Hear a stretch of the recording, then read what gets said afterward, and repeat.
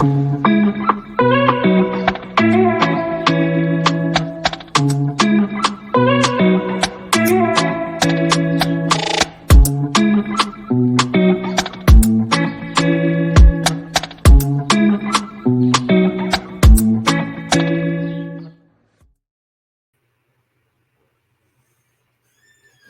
amigos, nuevamente por aquí, muchas gracias por acompañarnos y me refiero a amigos porque realmente nos sentimos en casa cuando nos reciben en los hogares para poder tomar sus estudios, realizar sus radiografías, sus ultrasonidos.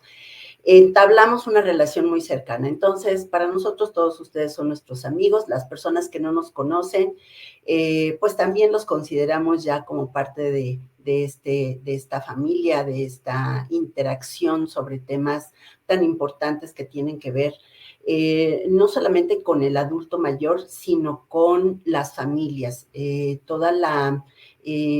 ecosistema que se genera alrededor de la convivencia con el adulto mayor, tengan toda la vitalidad o tengan alguna limitación también para convivir, para tener su desarrollo independiente.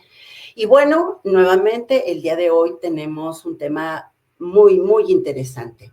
Y bueno, quiero presentar a la especialista que nos va a acompañar el día de hoy, que nos va a compartir muchísima información valiosa. Esperamos que se queden hasta el final porque cada uno de los detalles que nos va a compartir son muy importantes, no solamente desde el aspecto de qué vamos a prevenir. Hay veces que la prevención no nos motiva tanto. Hoy queremos también hablar de esa convivencia día con día, de lo que está pasando con las personas con demencia. Ese es el tema que el día de hoy nos reúne y quiero presentarles a nuestra especialista.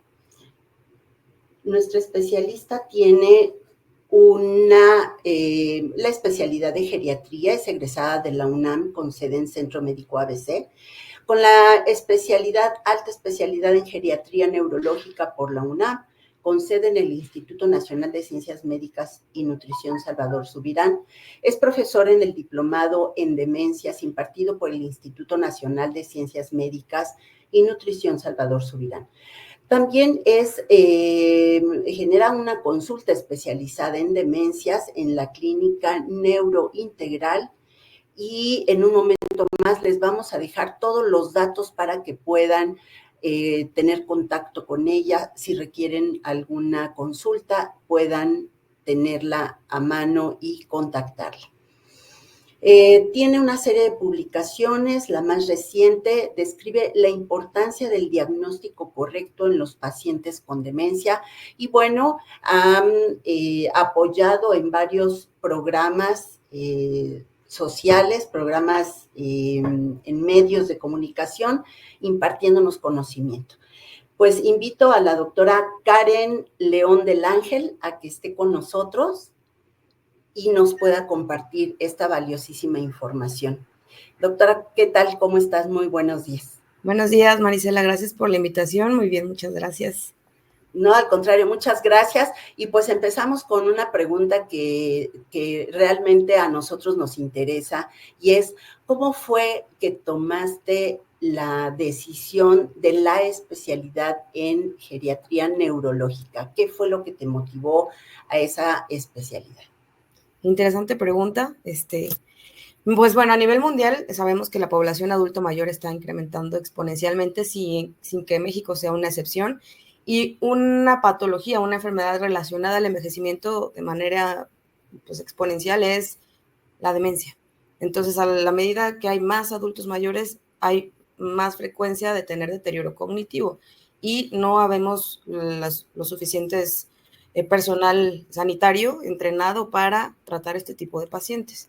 Durante muchos años quienes se han encargado de todo esto son los médicos de primer contacto, algunos neurólogos, etcétera, pero pues que ya haya como un entrenamiento más afín para poder tratar de mejor manera a estos pacientes es lo que me llamó mucho más la atención y creo que pues sí es muy importante que haya médicos preparados para ello. Muchas gracias, doctora. Resulta para nosotros de pronto como muy normalizado el hecho de saber que por estar ya grandes, ¿no? Por estar viejitos, tenemos ciertas características relacionadas con la parte de olvidos, de pues falta de reconocimiento de algunas cosas y esta parte de identificar con precisión qué es lo que está padeciendo a lo mejor una persona o qué no está padeciendo, puede ser mucho más fácil para poder generar esa convivencia con nuestros adultos mayores. Lo vemos día con día, tenemos desconocimiento y queremos que nos compartas más sobre esto. Te Gracias. dejamos Con con mucho gusto. Claro que sí. Pues, Dios, ¿debo de ver la presentación? Disculpen. Sí, no hay que normalizar el deterioro cognitivo. De hecho, es algo que vamos a platicar durante las diapositivas en esta charla. No es normal envejecer con demencia y también hay que pues tener finos los detalles que puedan diferenciar problemas de memoria o problemas cognitivos por ser adulto mayor, que es normal, y cuando ya estamos pasando esa rayita de que ya en realidad estemos progresando, estemos ante una demencia. Vamos a hablar pues antes que nada vamos a hablar de la definición de demencia, que es lo que vemos aquí. Primero que nada, la demencia, en términos pues, sencillos para poderlo entender, es la pérdida de neuronas en el cerebro, que son las células que están en el cerebro, que se encargan de todo lo que hacemos en la vida diaria, las funciones cognitivas, que es lo que vemos a su lado izquierdo en la imagen, que las funciones cognitivas o los dominios cognitivos son todas estas funciones cerebrales que nos permiten funcionar. Y pues una de ellas no solamente es la memoria, también hay más funciones que nos permiten pues desempeñarnos en la vida diaria, como pensar, razonar, tener juicio social, planear, organizar, resolver problemas, incluso el lenguaje también es un dominio cognitivo. Lo más frecuente es que nosotros pensemos en la memoria cuando nos preocupa si hay algo de deterioro cognitivo o demencia, se me olvidan las cosas, pero no es el único dominio. E incluso hay algunas demencias donde la memoria no se afecta y lo que se afecta son los otros dominios cognitivos que mostramos aquí. Siguiente diapositiva, por favor.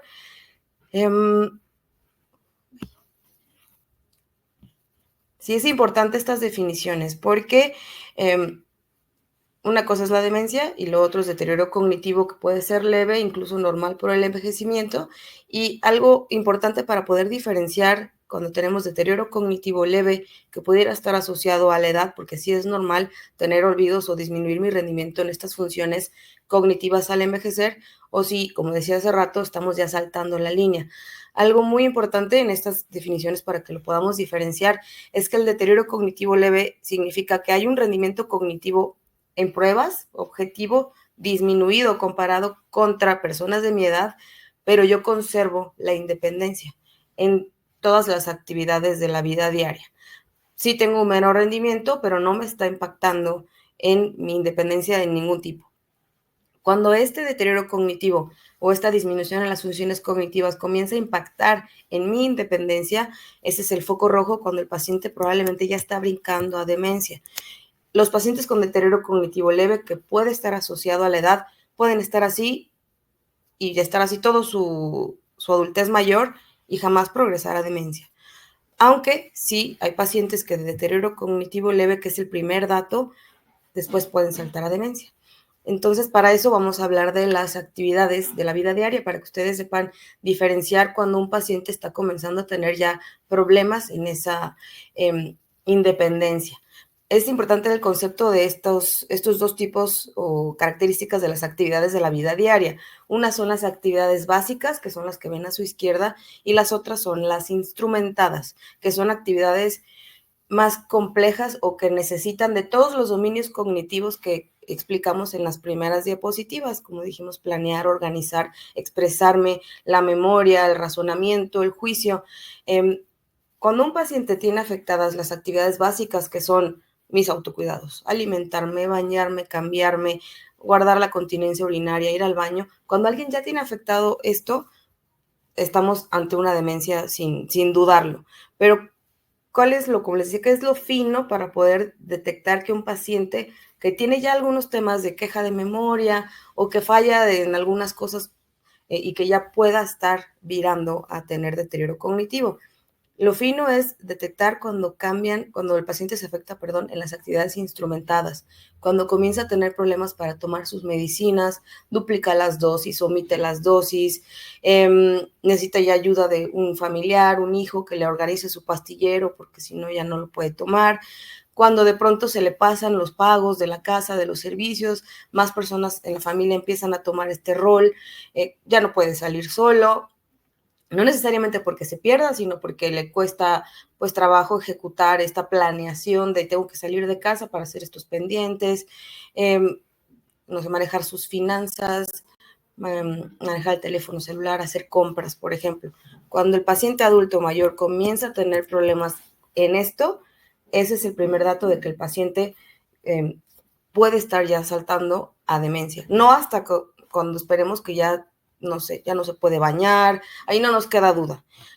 Los datos muy puntuales en el paciente son los que ven acá en las actividades instrumentales, por eso hay que estar muy alerta. Y si alguno de tus familiares, adulto mayor, notas que ya tiene problemas para esto, no hay que normalizar lo que es por la edad, porque hay muchos pacientes que son adultos mayores y que pueden realizar todas estas actividades sin ningún problema. Siguiente diapositiva, por favor. Entonces, ya platicamos que no es normal tener demencia por la edad, ¿no? Eso no es lo normal. Sin embargo, hasta un tercio de los adultos mayores de 85 años la tienen, porque sí, uno de los principales factores de riesgo es la edad, no queda duda. Y como platicábamos en un principio, que la demencia se trata de la pérdida de neuronas, que son las que realizan todas estas funciones cognitivas, y sí, al envejecer es normal perder algunas neuronas, pero el paciente con demencia pierde más de lo que debería de ser para su edad.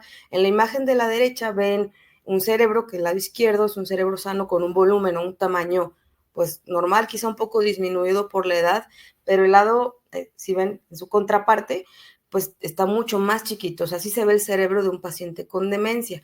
La pérdida de las neuronas hace que se pierda volumen del cerebro y pues estas zonas del cerebro son las que ejecutan todas estas funciones. Y como decíamos, no es normal envejecer con demencia. Siguiente diapositiva. Disculpen. Y otro concepto muy importante en cuanto a las demencias.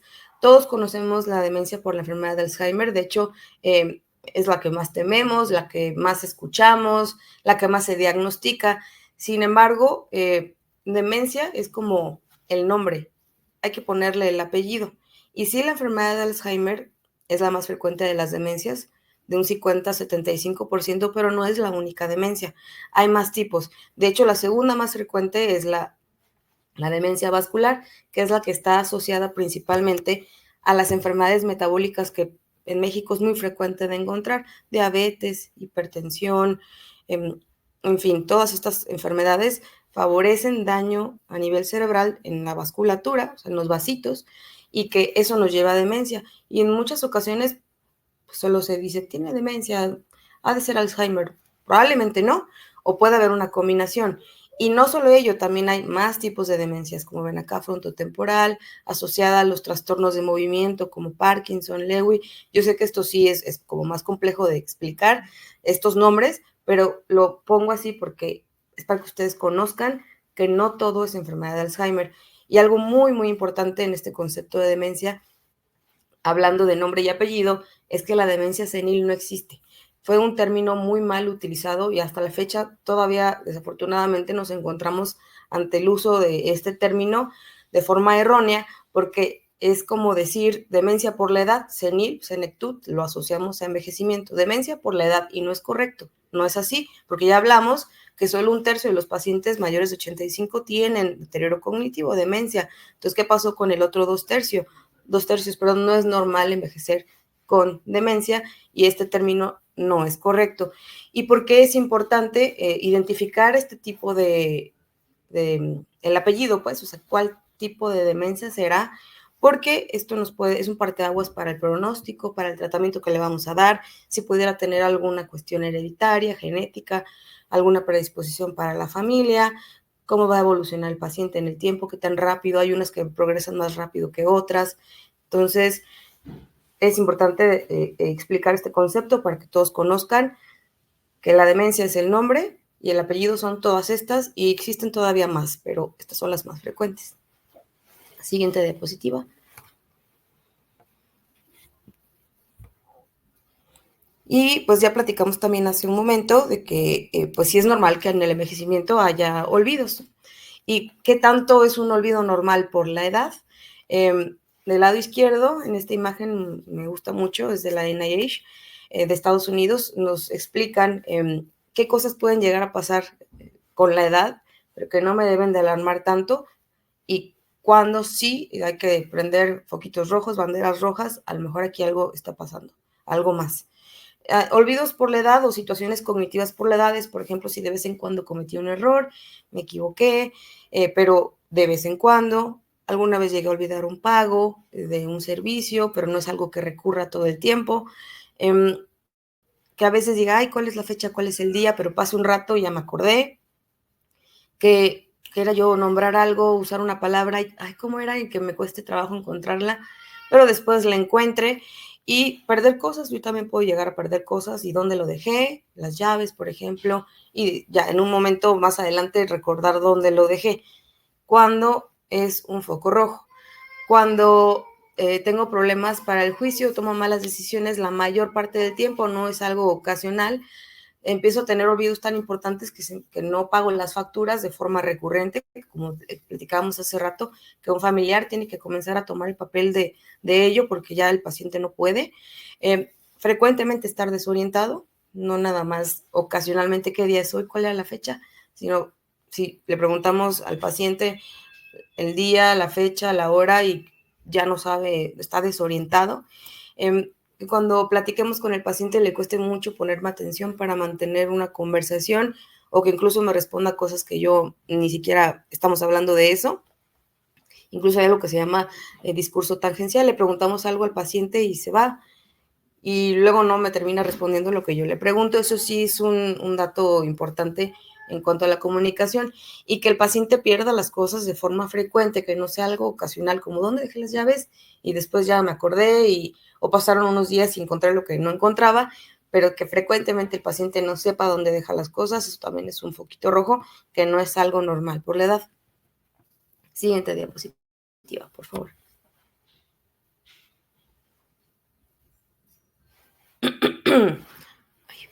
Bueno, y estos son los factores de riesgo a lo largo de la vida que se han identificado. Esto es muy importante porque hay factores de riesgo para presentar deterioro cognitivo y demencia modificables y no modificables. Modificables, que yo puedo hacer algo para evitarlo. No modificables, algo que existe, que ahí está y que yo no voy a poder hacer nada porque es inherente. Los factores de riesgo no modificables para la demencia, los principales son la edad, o sea, más edad, mayor riesgo. El sexo, las mujeres tenemos más riesgo de padecer demencia, eso se ha visto en los estudios de poblaciones grandes, que hay más mujeres con demencia. Y el tercer punto es si en mi familia ha habido antecedentes de demencia. Sin embargo, estos tres factores de riesgo no modificables son alrededor de un 40%, menos del 40%, más o menos. O sea, no es el absoluto. Se ha descrito que hasta un 56% del riesgo de padecer demencia viene de factores de riesgo modificables a lo largo de toda nuestra vida. En la imagen que viene a la derecha se muestra que desde etapas tempranas la escolaridad baja, por ejemplo, va incrementando o sumando el riesgo para que a lo largo de mi vida se me junte todo ese, pues sí, como todo ese bagaje, ¿no? de riesgo al final de mi vida, o ya acercándome a la adultez mayor. En edades más avanzadas, las pérdidas sensoriales, auditivas, visuales, ser hipertenso, ser diabético, ser obeso, fumar, los trastornos psicoafectivos, la depresión, la ansiedad, el sedentarismo, todo eso se junta, incluso el aislamiento social, todo eso al sumarse implica un 56% de riesgo para padecer, sobre todo demencia por Alzheimer. Este es el que está descrito aquí. Como es la más frecuente, es de la que más se ha estudiado y más se ha hablado de ella. Y pues creo que esto es un mensaje muy importante para todos, para saber que desde etapas muy tempranas yo puedo comenzar a trabajar en todos estos factores de riesgo modificables y no pensar que porque yo tuve a mi padre o a un abuelo con enfermedad de Alzheimer, otro tipo de demencia, ya es absoluto. Para mí no lo será. De hecho, probablemente significará un 10% del riesgo. Se ha llegado a pensar y luego se tiene ese concepto no adecuado de que es hereditario, ya si lo tuvieron yo lo voy a tener. No es así. De hecho, el Alzheimer familiar ocurre solamente en un 5% de todos los Alzheimers. Eso significa que si lo tuvo un padre, absolutamente lo voy a tener yo. Y es muy poco frecuente. Eso sí es genético, y ocurre, por ejemplo, en donde hay antecedentes de endogamia, por ejemplo, en el pasado. Por ejemplo, en los Altos de Jalisco hay una población que se caracteriza por tener este tipo de Alzheimer hereditario, pero es porque son colonias que vienen desde Europa y de hace muchos años atrás, ¿no? No es el grueso de los Alzheimers en el mundo. La mayoría de los Alzheimer son esporádicos y es por una suma de todo esto, estos factores de riesgo, quizá algunas variantes genéticas familiares, género, edad, y todo se junta y nos da la enfermedad de Alzheimer, sobre todo. Siguiente diapositiva, por favor. También hay otros factores de riesgo en general para deterioro cognitivo o para que el paciente tenga problemas de memoria, por ejemplo, que de hecho cuando valoramos a un paciente en consulta, no nada más tengo que revisar todo lo otro que ya platicamos, sino debo de revisar esto también. Si el paciente no ha tenido un golpe en la cabeza, una fractura craneal, si no ha tenido infartos cerebrales, sangrados cerebrales, enfermedades metabólicas que no sean nada más hipertensión y diabetes, sino problemas de tiroides, problemas de riñones, problemas de hígado, porque estos temas pueden causar problemas cognitivos y no ser una demencia, sino ser un síntoma de enfermedades, por ejemplo. Efectos secundarios de medicamento, por ejemplo, medicamentos como las benzodiazepinas, la muy utilizada Rivotril, clonazepam. Este medicamento se ha asociado absolutamente con problemas de memoria y no significa que el paciente tenga demencia, sino está teniendo un efecto secundario a un medicamento. También la depresión o la ansiedad sin tratamiento adecuado pueden simular deterioro cognitivo y demencia, pero en realidad es que hay un trastorno psicoafectivo sin tratamiento que pudiera mejorar el rendimiento cognitivo al tratarlo, el uso de alcohol, de drogas, insomnio o que nos falten nutrientes como las vitaminas, vitamina B12, sobre todo ácido fólico. Todo esto se debe de revisar cuando llegan a la consulta los pacientes diciendo siento que tengo problemas de memoria o estoy fallando. Hay que revisar que no haya nada de estas cosas porque si las corregimos el paciente pudiera mejorar y no estar ante una demencia. Entonces, esto es muy, muy importante en las consultas, en la historia clínica. Siguiente, por favor. Y pues, ¿qué hago yo en la consulta cuando me enfrento a un paciente con queja cognitiva? Además de la historia clínica y familiar, porque ya platicamos que hay que ver antecedentes, si hermanos, padres, alguien ha tenido deterioro cognitivo, todo lo anterior de detectar causas que puedan ser reversibles, eso hay que identificarlo. También hay que hacer estudios generales y hacer una exploración del paciente adecuada. En la consulta también es muy importante hacer una evaluación cognitiva. Hay evaluaciones, o sea, pruebas cognitivas cortas y hay más extendidas que se hacen por expertos, que son los neuropsicólogos. Podemos trabajar en conjunto y también acá, como lo dice, la evaluación funcional del paciente. Yo dedico bastantes minutos en mi consulta a identificar qué tan independiente es el paciente, porque como platicábamos, suele normalizarse mucho que el adulto mayor ya no haga esto, ya no haga lo otro, yo ya me encargo, pero hay que determinar si es porque lo están conteniendo o porque definitivamente el paciente no puede. Si el paciente no puede, eso, como decíamos, es una bandera roja de demencia. Entonces, si pregunto, puede tomar sus medicinas, puede salir solo de casa, y si no puede hacer nada de esto, también es importante la temporalidad, preguntarle al familiar ¿Desde cuándo no lo hace? Porque en ese momento fue cuando el paciente comenzó con problemas. A veces pasa que llegamos a la consulta y decimos, tiene 6 meses así, que se le olvida todo, pero si comenzamos a preguntar más a detalle, pero pues ¿desde cuándo no cocina? ¿Desde cuándo no sale a hacer compras? No, pues ya tiene 3, 4, 5 años. Ahí comenzó el deterioro cognitivo, no ahora que es más evidente. Entonces, eso es muy importante para determinar la evolución. También de la mano hay que hacer estudios de imagen, resonancia magnética de cráneo, tomografías, y hay estudios muchos más avanzados como, punción lumbar, que es un estudio de que se saca líquido de la espalda, pero eso es como más avanzado en el abordaje. El paso 1 y el paso 2 se hacen a todos los pacientes que tienen queja cognitiva en la consulta. Siguiente, por favor. Aquí están algunas imágenes de las pruebas cortas que se realizan en la consulta.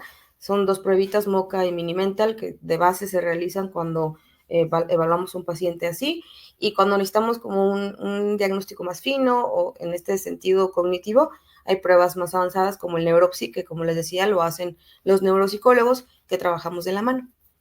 Siguiente, por favor.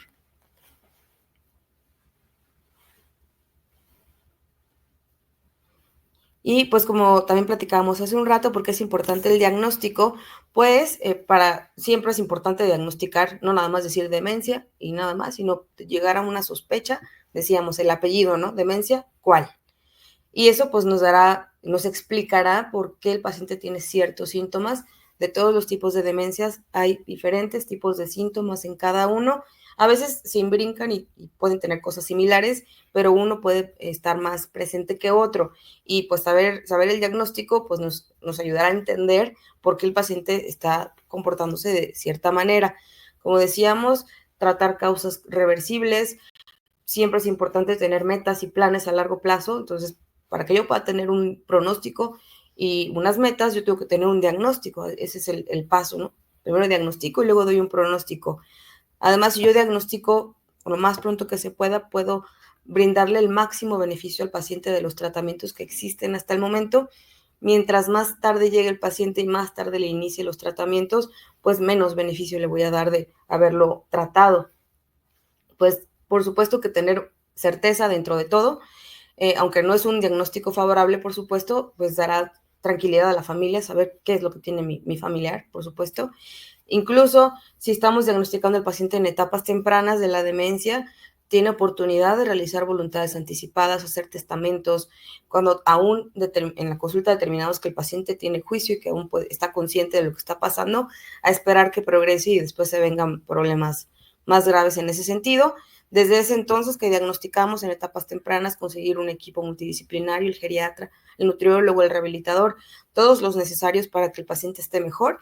Y como decíamos, ciertas demencias tienen predisposición a tener más agregación o más predisposición genética. Por ejemplo, si yo diagnosticara demencia frontotemporal, esa sí tiene un mayor riesgo de ser hereditaria, hasta un 20 a 40%. Entonces, si yo diagnostico esto, no nada más demencia, sino demencia frontotemporal, yo debo de asesorar a la familia, entonces, para que se hagan pruebas genéticas, por ejemplo. Entonces, ahí sí es un escenario muy diferente al del Alzheimer. Y esa es parte de la importancia de por qué es el diagnóstico fino de esto. Siguiente, por favor.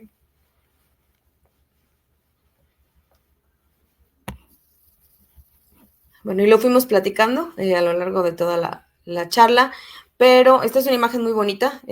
Solo habla del Alzheimer, también es de la NIH, es una infografía para el público en general, porque es una pregunta frecuente. O sea, mis padres tuvieron, yo lo voy a tener, y aquí nos explica justamente que los genes pues son este material que se pasa de los papás a los hijos, es material genético, pero que en la mayoría de los casos de la enfermedad de Alzheimer sí se deben a variantes genéticas, no mutaciones, variantes, pero tiene que ser un cúmulo de muchas variantes genéticas. Se han descrito de 10 a 20 y sumado a todos estos factores de riesgo modificables, y es lo que nos dicen acá, que entonces con el estilo de vida, ejercicio, dieta, no fumando, etcétera, puedo yo incluso no revertir, pero disminuir e impactar en este riesgo que puedo yo llegar a tener por herencia.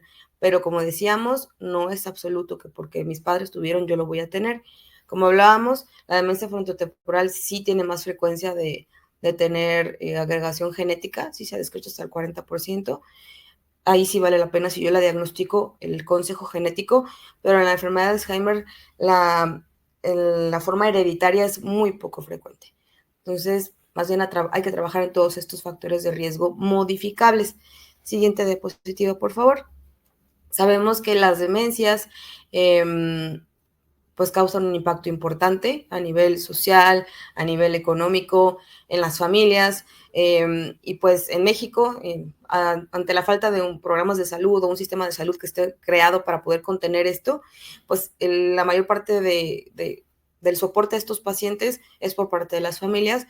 Aquí nos comenta el INGER que hasta el 88% de los gastos de los pacientes con demencia los sostienen la familia, o sea, los brinda la familia nuclear, no es tanto un apoyo gubernamental, sabemos que eso no lo existe, y claro que eso puede llevar a impactar en sobrecarga en todos los sentidos, no nada más física al cuidar al paciente, sino también económica, emocional, y pues estos datos acá también son del INGER, como sabemos que el colapso del cuidador pues, va a ser más frecuente cuando tenemos a un paciente dependiente, hasta el 80% de los cuidadores de los pacientes con demencia o con dependencia se refieren cansados, 64% están tensos, están ansiosos y hasta un 36% llega a consumir medicamentos a consecuencia de lo que le está impactando el cuidado al paciente dependiente y con demencia. Siguiente diapositiva, de hecho, pues también sabemos del impacto económico que esto puede traer. Les traigo unas cifras de cuánto llega a costar el sostén económico de un paciente con demencia. Esta es una encuesta del INEGI fue la primera encuesta que se realizó en México sobre los cuidados, que en este caso, pues la mayoría son en la casa y pues sí, por creencias en nuestro país y porque no tenemos un sistema de salud que esté creado para contenerlo. La familia es quien brinda estos cuidados. La mayoría somos mujeres, hasta en un 44%, sobre todo hijos, nietos, después seguido de los cónyuges, las parejas, que eso es terrible porque es un adulto mayor cuidando a otro adulto mayor, y posteriormente están los hijos o nietos, pero quien cuida más frecuentemente son las hijas y las nietas. Y en esta encuesta también hay una parte que puede explicar el por qué pasa esto. Y en México, pues tenemos un sistema de creencias de mucho tiempo que, pues, acá es algo que nosotros pensamos en este país, que los cuidados al paciente enfermo, dependiente o a mi familiar tienen que ser realizados por la familia. Y esto es porque piensan que si los llevamos a un lugar, pueden maltratarlos, no les van a dar el mejor cuidado, también incluso pues porque son caros, pero lo principal es porque se siente que la responsabilidad debe de ser por parte de un hijo. Entonces esto es lo que creemos y explica por qué brindamos cuidados en la casa. Y en la siguiente diapositiva les muestro cuánto cuesta cuidar a un adulto mayor con demencia, que se ha descrito, esto viene de la guía de práctica clínica, que son $6,157 al año, que si lo pasamos a pesos es entre unos 120,000 pesos hasta 200,000 pesos al año para los cuidados de un paciente con demencia. Claro que si alguien tiene cuidadores, necesita cuidados más especiales, pues estarán en el tope de esto, pero puede ser desde menos gasto. Pero sí, por supuesto, esto es muy importante y la familia pues puede incluso llegar a sacrificar hasta 60% de su presupuesto para poder, mensual o anual, para poder sobrellevar los gastos del paciente de esta manera. Siguiente diapositiva. Pues ya hablamos de todo este impacto de la demencia. ¿Qué vamos a hacer para poder trabajar en ese 56% del riesgo modificable? Ya describimos cada uno de los puntos, entonces es trabajar sobre ellos. Hay que tener bien controladas nuestras enfermedades. De lo mejor sería yo tener buen estilo de vida desde joven para yo no llegar a una edad media o mayor con hipertensión, diabetes y demás, obesidad, por ejemplo. Pero si ya lo tengo, debo de tenerlo bien controlado. No hay que fumar, no hay que tomar alcohol o tomar muy poco, porque sí se ha descrito que poca cantidad puede ser incluso protector. El tabaco definitivamente no es protector. hacer actividad física, que de eso vamos a hablar más adelante, pero tener bien controladas todas mis enfermedades si es que las tengo. Socializar, eso es muy importante. También se ha visto que quien socializa es como un colchoncito para estar mejor, y dormir al menos 6 horas diarias, estar relajado y positivo. Siguiente diapositiva. La siguiente habla sobre la alimentación, que se han hecho muchos estudios a nivel mundial. Una que se ha descrito, un tipo de dieta que se ha descrito es la dieta MIND, que esta está sobre todo compuesta por proteínas, sobre todo proteínas, carnes blancas, pescados azules, atún, salmón, pollo, no tanta carne roja, pero sí se puede consumir. Mucha verdura, mucho vegetal, leguminosa, frutos secos, nueces, almendras, frutos rojos, aceite de oliva, una copa de vino tinto al día, o sea, ¿sí? Y algo que caracteriza esta dieta, que es muy similar a la dieta del Mediterráneo, es que es baja en carbohidratos. Entonces, pan, pasta, harinas, galletas, tortillas, lo menos de eso, evitar el consumo de eso, más proteína blanca, mucha verdura y disminuir el consumo de la sal. Siguiente diapositiva. La actividad física también es parte, si vieron, sedentarismo, obesidad es un factor de riesgo, y por supuesto que hacer ejercicio va a mejorar el control del azúcar y el control de la hipertensión, por ejemplo. Entonces, la actividad física desde edades muy tempranas y mantenerlo durante toda la vida es muy importante. Se describe que hay que realizar 30 minutos de ejercicio cardiovascular 5 días a la semana, y ¿cómo sé que yo estoy haciendo un ejercicio cardiovascular efectivo? Sería, siguiendo esta reglita que está por acá, 220 menos la edad, y el resultado, yo tengo, ese es como un número, ¿no? Yo tengo que calcular el 50 o el 70% de ese resultado, y ese sería mi meta de frecuencia cardíaca. Entonces, después de hacer ese cálculo, yo tengo que caminar 30 minutos o hacer actividad física cardiovascular 30 minutos, checando mi pulso para saber que yo todo ese tiempo estoy en esa frecuencia cardíaca. Si yo no estoy ahí, significa que este ejercicio no está siendo efectivo y tendré que apretar el paso o hacerlo un poquito más rápido para llegar a esa frecuencia cardíaca, para que sea efectivo el ejercicio. También hay que hacer ejercicio de fuerza y ejercicio de equilibrio 2 a 3 días por semana. El de equilibrio se puede llegar a hacer hasta todos los días. El tai chi y el yoga son los ejercicios mejor descritos para el adulto mayor, sobre todo el tai chi, para mejorar el equilibrio. Y la fuerza es para mantener mi masa muscular y pues seguir deambulando y siendo independiente. Esto es en general para el bienestar, pero si ven que esto puede ayudar también a disminuir el riesgo de deterioro cognitivo, pues qué mejor que empezar ahora. Y en la siguiente diapositiva, me parece que ya es el último punto de todos estos factores de riesgo. Como vieron, desde etapas tempranas, la baja escolaridad es un factor de riesgo en edades mayores, desde que yo no estudié de joven. ¿Cómo puedo yo seguir construyendo mi reserva cognitiva? Así se llama la reserva, pues como su nombre lo dice, es como un colchón que yo tengo ahí, cognitivo. Por si me llego a enfrentar a estas patologías, yo tener un colchón suficiente para poderlo contrarrestar o sobrellevar. Y para ello, durante toda la vida se recomienda seguir estudiando, aprender un idioma nuevo, aprender a jugar ajedrez, sudoku, otro tipo de talleres, no sé, costura, tejido, cocina, cualquier tipo de cosas que me permitan a mí estar como con mi mente ágil, no nada más viendo TV sentado o haciendo actividades repetitivas durante toda mi vida, sino algo diferente, aprender historia, no sé, buscar clases de pintura, no lo sé, cualquier cosa que sea de su afín, y que mucho de ello también se puede encontrar en grupos de adultos mayores, por tratar de estarnos estimulando. Entonces, seguir estudiando, seguir aprendiendo, también jugar, como decíamos, ajedrez, sudoku, memoramas, juegos de mesa con la familia,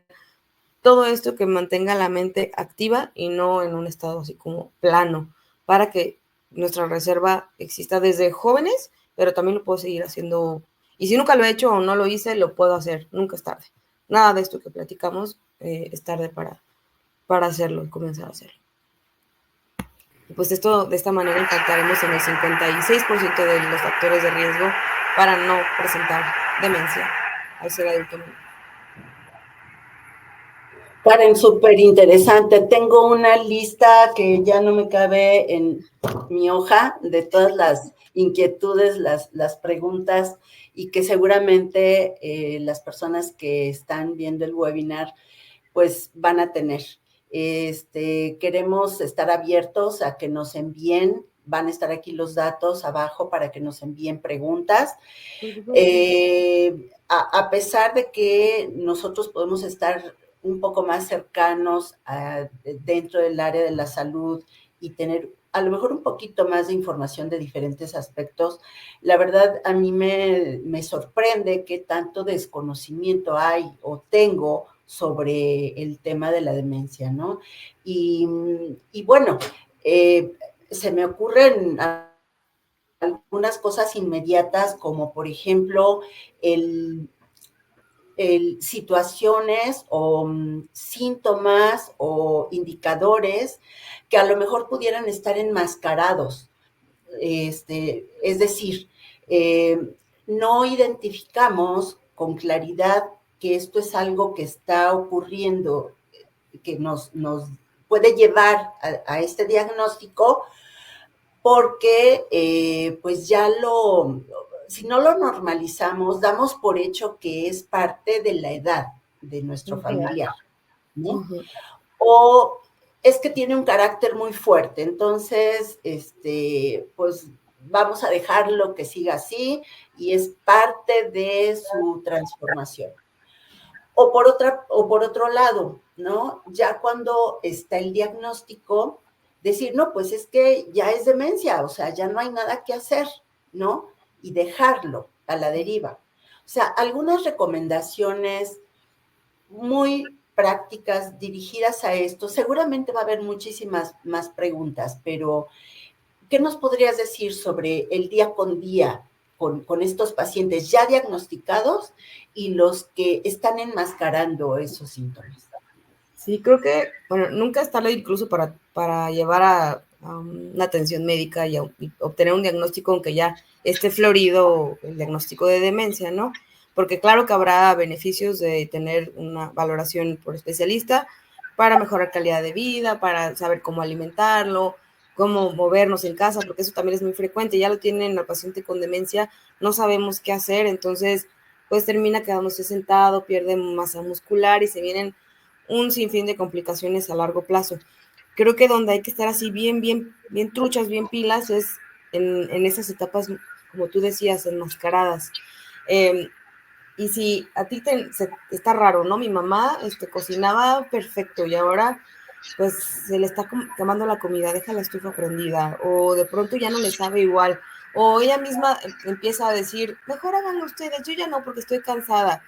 Hay que retar al paciente para que lo ejecute y estar, por supuesto, presentes, porque pues entiendo que en nuestras vidas trabajamos y no siempre estamos ahí, pero si hay oportunidad de pronto un fin de semana estar cerca de mi familiar para poner mucha atención de, a ver, no lo está haciendo, porque sí, pueden llegar a decir, no tengo ganas, me quiero quedar acostada, hazlo tú, o cualquier cosa que puedan decir, ¿no? Y eso es muy frecuente que lo hagan. Cuando ven que no pueden, dicen otras cosas, hacen otras cosas, le dan la vuelta para no evidenciarse. El paciente es consciente de lo que le está pasando y en muchas ocasiones no va a decir, fíjate que me estoy equivocando. Entonces eso es del esposo o la esposa o el hijo más cercano, quien esté por ahí, que ponga mucha atención para determinar si es por algo de la conducta, que no quiera, etcétera, o si es de verdad que no puede y está dándole la vuelta para no evidenciarlo. También es muy frecuente que por temas físicos a veces pasa, que por las rodillas, que porque la espalda u otras cosas el paciente diga, no, yo ya no lo hago, yo ya no lo hago. Y entonces ahí también estamos en el punto donde no sabemos si ya no lo está haciendo por algo físico, que ya no se puede parar, o porque hay que ayudarlo, o si de verdad es porque cognitivamente no está pudiendo.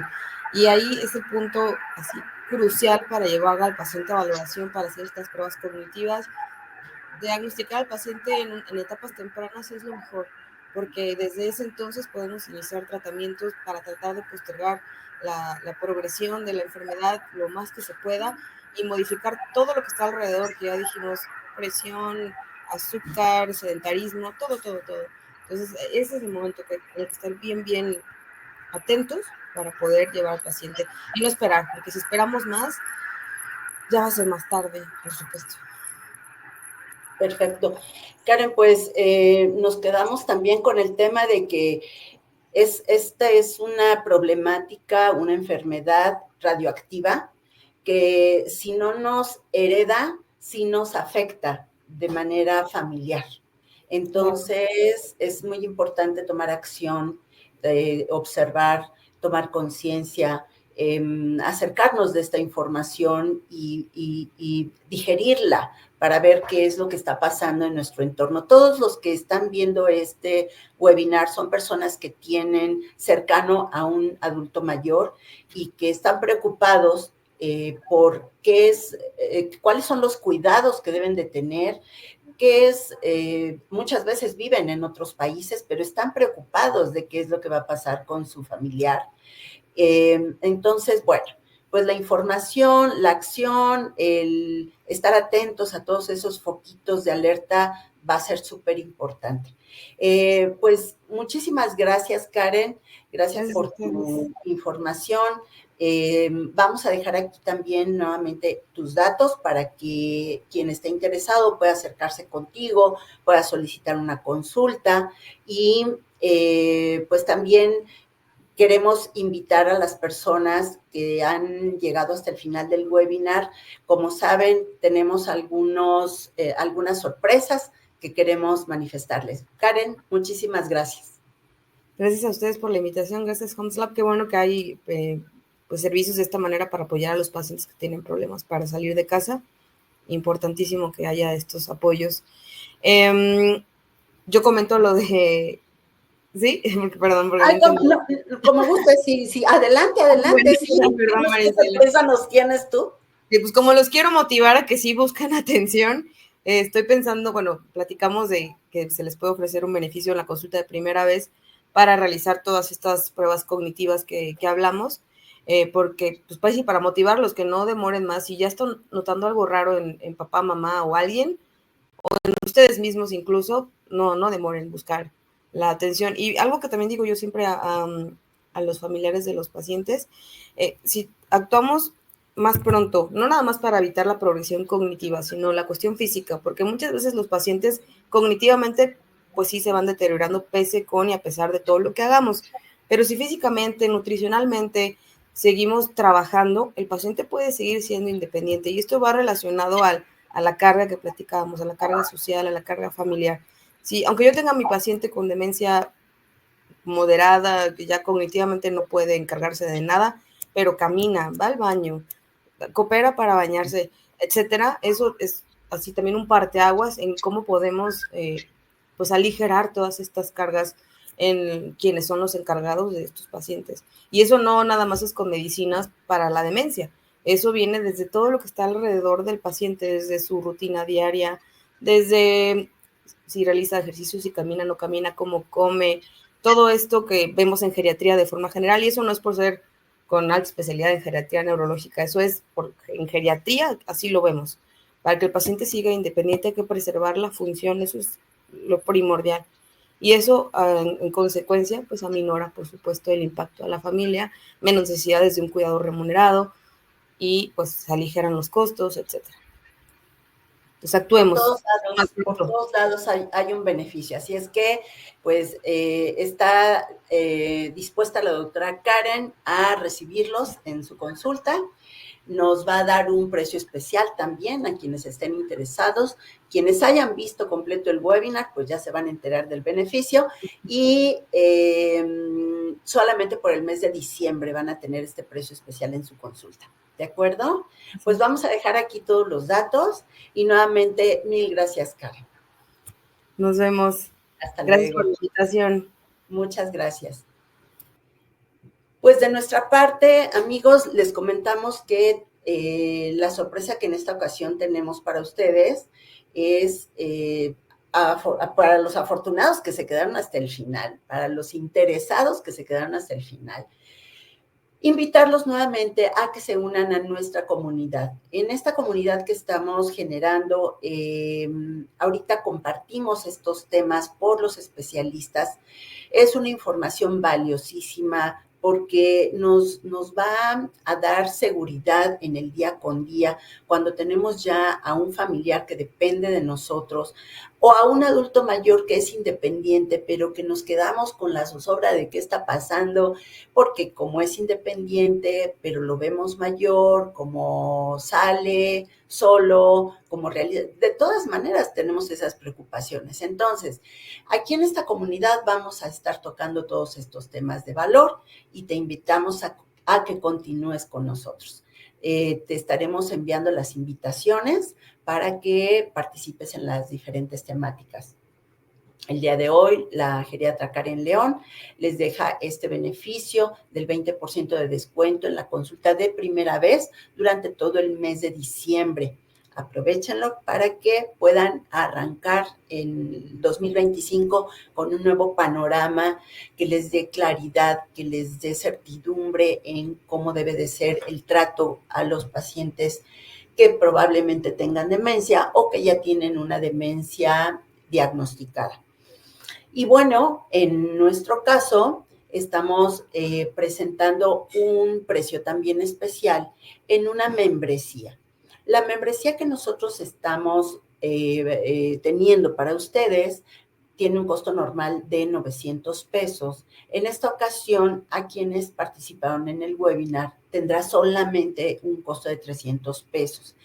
Y vamos a ver qué es lo que incluye esta membresía. Bueno, las personas que tengan esta membresía van a poder tener el servicio de laboratorio, rayos X, ultrasonido, todo lo que requieran a su domicilio sin el costo adicional del servicio a domicilio. Esto aplica en la Ciudad de México y se puede hacer uso durante 3 servicios en un año, ¿de acuerdo?